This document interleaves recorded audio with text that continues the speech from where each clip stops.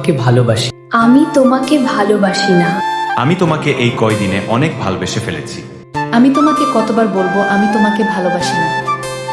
তুমি ভাবছো আমি তোমাকে গোলাপ ফুল দিয়ে আই লাভ ইউ বলবো? এই শোনো, আমিও না তোমাকে অনেক ভালোবাসি। প্লিজ অ্যাকসেপ্ট করো।